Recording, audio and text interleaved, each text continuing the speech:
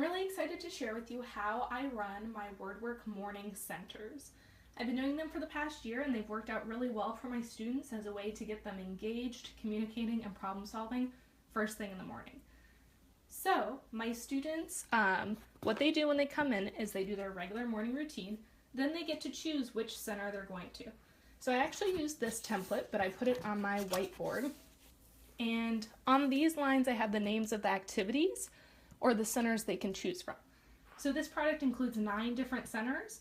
This template has 8 centers, so that just means that one of the centers gets switched out at different times during the year, just to keep them engaged.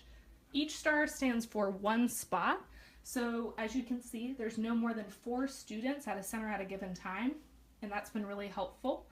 Once students mark their choice, then they just go and get that bin, and they get started with that center. One thing you can do is you can have your students keep track of what centers they go to each morning throughout the week.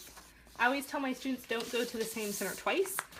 I did not use a template like this last year just because I found that my students they didn't need it to keep track. But you might want to do this and just put the name of the center at the top, have their names or student numbers, and have them mark their choice so you can keep track, or you can mark it. Just a helpful tool. My students on Monday would actually cut out their word study words. My district uses Words Their Way.